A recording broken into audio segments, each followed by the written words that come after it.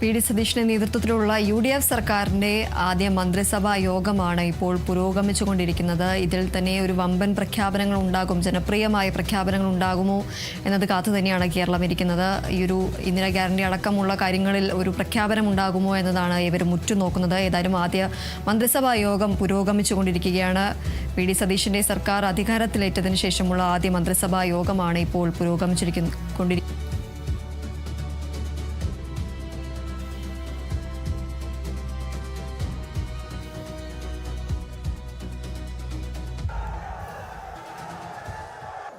വിവരങ്ങളുമായി ആന്റണി ഡിസ്റ്റോർച്ച് ചേരുന്നു. ആന്റണി, അങ്ങനെ ടീം UDF സതീശൻ എന്ന ഞാൻ നിയമം വഴി സ്ഥാപിതമായ ഭാരതത്തിൻ്റെ ഭരണഘടനയോട് നിർവ്യാജമായ വിശ്വസ്തതയും കൂറും പുലർത്തുമെന്നും ഞാൻ ഭാരതത്തിൻ്റെ പരമാധികാരവും അഖണ്ഡതയും നിലനിർത്തുമെന്നും ഞാൻ കേരള സംസ്ഥാനത്തെ മുഖ്യമന്ത്രി എന്ന നിലയിലുള്ള എൻ്റെ കർത്തവ്യങ്ങൾ വിശ്വസ്തതയോടും മനസാക്ഷിയെ മുൻനിർത്തിയും നിർവഹിക്കുമെന്നും ഭരണഘടനയും നിയമവും അനുസരിച്ച് ഭീതിയോ പക്ഷപാതമോ പ്രീതിയോ വിദ്വേഷമോ കൂടാതെ എല്ലാ തരത്തിലുള്ള ജനങ്ങൾക്കും നീതി ചെയ്യുമെന്നും ദൈവത്തിൻ്റെ നാമത്തിൽ സത്യം ചെയ്യും.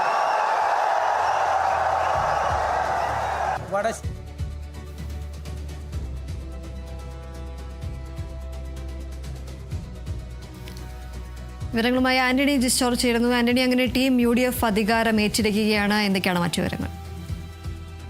തീർച്ചയായും 10 വർഷത്തെ UDFന്റെ കോൺഗ്രസിന്റെ കാത്തിരിപ്പ് അത് പൂർണ്ണമായിരിക്കുകയാണ്. നിലവിൽ തിരുവനന്തപുരം സെൻട്രൽ സ്റ്റേഡിയത്തിൽ നടന്ന പ്രൗഢ ഗംഭീരമായ ചടങ്ങിൽ 10,000-കണക്കിന് കോൺഗ്രസ് പ്രവർത്തകരെ, മറ്റ് ദേശീയ നേതാക്കളെ, മറ്റ് പ്രതിപക്ഷ നേതാക്കളെയൊക്കെ സാക്ഷി നിർത്തിയാണ് ടീം VDS, അതായത് വി.ഡി. സതീശന്റെ നേതൃത്വത്തിലുള്ള UDF സർക്കാർ സത്യപ്രതിജ്ഞ ചെയ്ത് അധികാരമേറ്റത്. രാവിലെ 10 മണിക്ക് കൃത്യം സത്യപ്രതിജ്ഞാ ചടങ്ങ് ആരംഭിച്ചു. ആദ്യം മുഖ്യമന്ത്രി വി.ഡി. സതീശനാണ് സത്യപ്രതിജ്ഞ ചെയ്ത് അധികാരമേറ്റത്. ഗവർണർ രാജേന്ദ്ര വിശ്വനാഥ് അർലേക്കർ സത്യവാചകം ചൊല്ലിക്കൊടുത്തു. പിന്നാലെ മുസ്ലിം ലീഗിൻ്റെ മന്ത്രിസഭയിലെ തന്നെ രണ്ടാമനായ PK കുഞ്ഞാലിക്കുട്ടി സത്യപ്രതിജ്ഞ ചെയ്തു. അതിന് പിന്നാലെയാണ് രമേശ് ചെന്നിത്തല, K മുരളീധരൻ, അവസാനം OJ ജനീഷും സത്യപ്രതിജ്ഞ ചെയ്തു. അങ്ങനെ 21 മുഖ്യമന്ത്രി അടക്കം 21 മന്ത്രിമാരാണ് സത്യപ്രതിജ്ഞ ചെയ്ത് അധികാരമേറ്റത്. അതിൽ ഏറ്റവും പ്രധാനപ്പെട്ടത് CP ജോണും അതുപോലെ തന്നെ RSP നേതാവ് ഷിബു ബേബി ജോണും, ഇരുവരും സഗൗരവമാണ് സത്യപ്രതിജ്ഞ ചെയ്തത്. അതേസമയം മറ്റ് ഉള്ള ആളുകളെല്ലാം തന്നെ ദൈവനാമത്തിലാണ് സത്യപ്രതിജ്ഞ ചെയ്ത് അധികാരം ഏറ്റത്. എന്തായാലും വലിയ ഒരു ചടങ്ങ് തന്നെയാണ്. വർഷങ്ങൾക്ക് ശേഷം 10 വർഷങ്ങൾക്ക് ശേഷം അധികാരത്തിലേക്ക് തിരിച്ചെത്തുന്ന ആ ചടങ്ങ് അത് കോൺഗ്രസ് വലിയ ആഘോഷം തന്നെ ആക്കി എന്നുള്ളതാണ് നമുക്ക് കാണാൻ കഴിഞ്ഞത്. രാജ്യം മൊത്തം അവിടേക്ക് എത്തിയിരുന്നു, അല്ലെങ്കിൽ ദേശീയ നേതാക്കളെല്ലാം തന്നെ കോൺഗ്രസിൻ്റെ ഈ ചടങ്ങിൽ പങ്കെടുക്കാൻ എത്തിയിരുന്നു. രാഹുൽ ഗാന്ധി, പ്രിയങ്ക ഗാന്ധി, മല്ലികാർജുൻ ഖാർഗെ, അതുപോലെ തന്നെ മറ്റ് ദേശീയ നേതാക്കൾ, കേരളത്തിൻ്റെ ചുമതലയുള്ള Deepa Das Munshi, AICC general secretary KC Venugopal, അതുപോലെ തന്നെ കോൺഗ്രസ് ഭരിക്കുന്ന 3 സംസ്ഥാനങ്ങളിലെ മുഖ്യമന്ത്രിമാർ, അത് കർണാടക മുഖ്യമന്ത്രി സിദ്ധരാമയ്യ ഉണ്ടായിരുന്നു, ഉപമുഖ്യമന്ത്രി DK ശിവകുമാർ പങ്കെടുത്തു, അതുപോലെ തന്നെ തെലങ്കാന മുഖ്യമന്ത്രി രേവന്ത് റെഡ്ഡി അടക്കമുള്ളവരും ഈ ചടങ്ങിന് പങ്കെടുക്കാൻ എത്തിയിരുന്നു. അതുപോലെ തന്നെ കോൺഗ്രസിൻ്റെ UDFന്റെ മറ്റ് നേതാക്കൾ ഒക്കെ ഉണ്ടായിരുന്നു. അതുപോലെ തന്നെ ഏറ്റവും ശ്രദ്ധേയമായ സാന്നിധ്യമായത് പ്രതിപക്ഷ നേതാവ് മുൻ മുഖ്യമന്ത്രി പിണറായി വിജയൻ കൂടി ഈ ചടങ്ങിൻ വേദിയിലുണ്ടായിരുന്നു. അതുപോലെ തന്നെ BJPയുടെ സംസ്ഥാന അധ്യക്ഷൻ രാജീവ് ചന്ദ്രശേഖർ, CPIയുടെ സംസ്ഥാന സെക്രട്ടറി ബിനോയ് വിശ്വം, CPIഎമ്മിൻ്റെ സംസ്ഥാന സെക്രട്ടറി MV ഗോവിന്ദൻ മാസ്റ്റർ അടക്കമുള്ള നേതാക്കൾ ഈ ചടങ്ങിൽ പങ്കെടുത്തു. അതുപോലെ തന്നെ വിവിധ മത സാമുദായിക സംഘടനകളുടെ നേതാക്കൾ, മത മേലധ്യക്ഷന്മാരൊക്കെ ചടങ്ങിന് സാക്ഷികളാകാൻ എത്തിയിരുന്നു.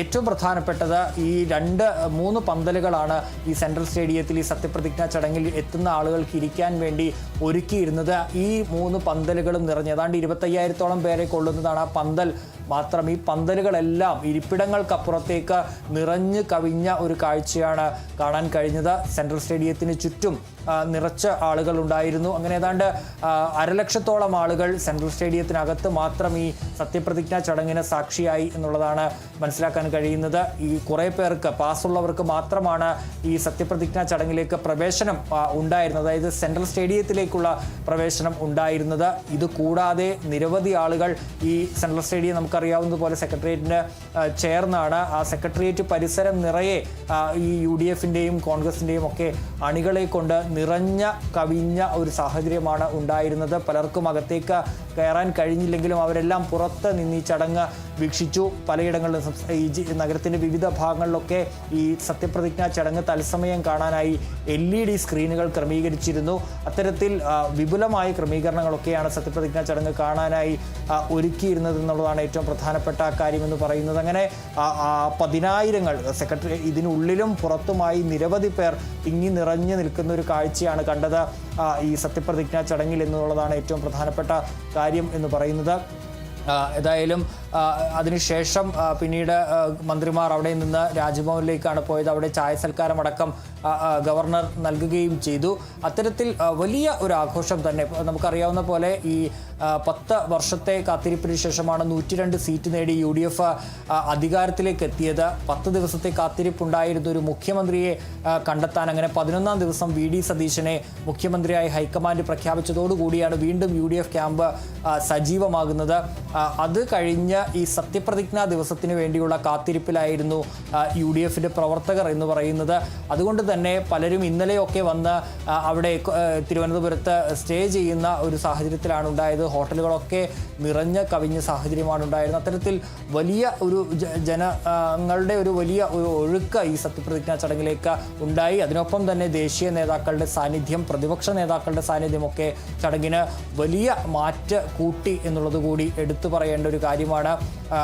മറ്റൊന്നുള്ളത് ഈ ചടങ്ങ് ഈ മന്ത്രിമാരെല്ലാം തന്നെ ഏതാണ്ട് 6 പതിറ്റാണ്ടിന് ശേഷമാണ് UDF-ൽ അല്ലെങ്കിൽ കോൺഗ്രസിൻ്റെ ഒരു മന്ത്രിസഭ, അത് പൂർണ്ണ മന്ത്രിസഭ സത്യപ്രതിജ്ഞ ചെയ്യുന്നത് എന്നുള്ളതാണ്. ചിലപ്പോഴൊക്കെ ഈ പിന്നീടൊക്കെ ചിലപ്പോൾ ഇപ്പോൾ കുറച്ച് മന്ത്രിമാരൊക്കെയാണ് സത്യപ്രതിജ്ഞ ചെയ്യുക. പക്ഷേ ഇത് മുഴുവൻ മന്ത്രിസഭയും ഏതാണ്ട് 6 പതിറ്റാണ്ടിന് ശേഷം സത്യപ്രതിജ്ഞ ചെയ്തു എന്നുള്ളൊരു പ്രത്യേകത കൂടി UDF സർക്കാരിനുണ്ട്. അതുമാത്രമല്ല, പുതുമുഖങ്ങൾക്ക് കൂടുതൽ പ്രാധാന്യം നൽകിയുള്ള ഒരു മന്ത്രിസഭയാണ് ചുമതലയേറ്റത്. നമുക്കറിയാവുന്നതുപോലെ VD സതീശൻ തന്നെ, മുഖ്യമന്ത്രി VD സതീശൻ തന്നെ മന്ത്രി എന്ന നിലയിലൊരു പുതുമുഖമാണ്. അതുപോലെ തന്നെ നിരവധി പുതുമുഖങ്ങൾ ഈ മന്ത്രിസഭയിൽ ഉണ്ട് എന്നുള്ളത് കൂടിയാണ് എടുത്തു പറയേണ്ട ഒരു കാര്യം. ഏതാണ്ട് 14 പേർ പുതുമുഖങ്ങളാണ്. അതിൽ PK കുഞ്ഞാലിക്കുട്ടി അടക്കം കുറച്ച് നേതാക്കൾ മാത്രമാണ് ഈ നേരത്തെ മന്ത്രിമാരായ പാരമ്പര്യം ഉള്ളവർ. ബാക്കിയെല്ലാം പുതുമുഖങ്ങളാണ്. യുവാക്കൾക്ക് കൂടുതൽ പ്രാതിനിധ്യം നൽകി അങ്ങനെ യുവാക്കളെയും പുതുമുഖങ്ങളെയും ഉൾപ്പെടുത്തി ഒരു പുതിയ പരീക്ഷണമാണ് VD സതീശൻ എൻ്റെ നേതൃത്വത്തിലുള്ള UDF സർക്കാർ നടത്തുന്നത്. ഏതായാലും സർക്കാരിൻ്റെ പുതിയ തീരുമാനങ്ങളൊക്കെ പ്രധാനപ്പെട്ടതാണ്. അതെങ്ങനെയാകുമെന്നുള്ളതൊക്കെ അറിയേണ്ട ഒരു കാര്യം തന്നെയാണ്. ഏതായാലും വലിയ ആഘോഷമാക്കി തന്നെ UDF-ൻ്റെ സത്യപ്രതിജ്ഞാ ചടങ്ങ് അത് തിരുവനന്തപുരം സെൻട്രൽ സ്റ്റേഡിയത്തിൽ നടന്നു.